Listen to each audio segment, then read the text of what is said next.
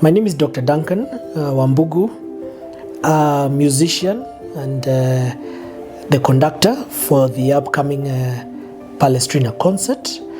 But I'm also a lecturer in the Department of Music and Dance at Kenyatta University and the choir master and organist at PCA St. Andrew's Church here in Nairobi.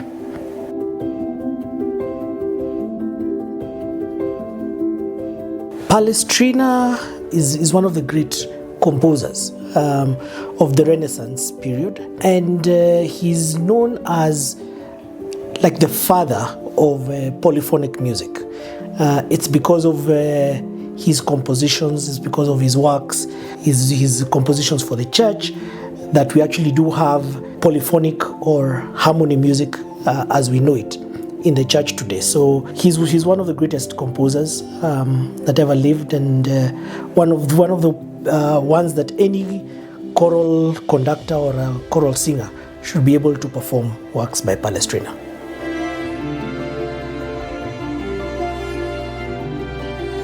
He wrote a lot of music, both sacred and some secular works, but at his most known work, at least the one that is famous for a lot of his compositions, is his Pope Marcellus Mass, which is what we'll also be performing as well, because it was because of that we're able to actually have sacred harmonic music in church today.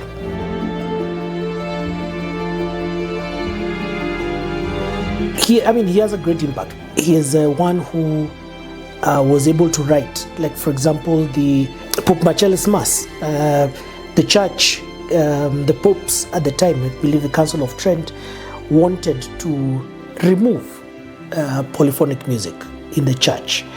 And because a lot of the composers that were writing then were according to the church, were writing music that was not appealing to the heart and to the soul, and was to bringing out the real essence of the words of the music. And so they had met to actually cancel music in the church, but then they had Pope Marcellus Mass. Palestrina had written this Mass, and they realized that actually music can be very meaningful and very, connects with the meaning of the words.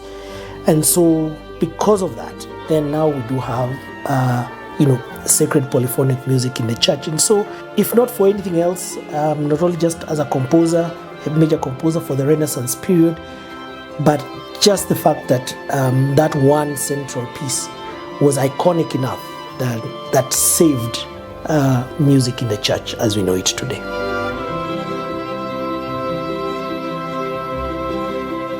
It will be a very different concert. One, of course, we're celebrating 500 years of Palestrina. It is centered around, of course, the Mass. We'll be performing the Mass itself, but we'll also be performing other smaller little pieces that Palestrina did write. And so for an audience coming in, you'll be treated to a wonderful, iconic, and the essence of Renaissance music.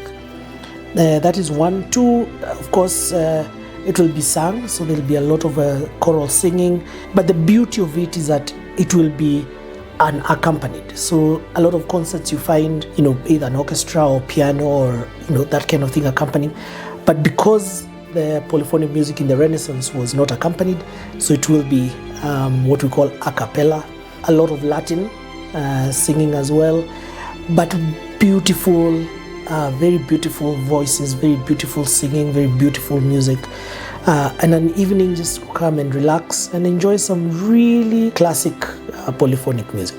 So I welcome each and every one of you to come to this wonderful concert of celebrating 500 years of Palestrina, of his great music, a wonderful evening that will be on October the 4th at Holy Cross Church here in Lavington, starting at 7 p.m.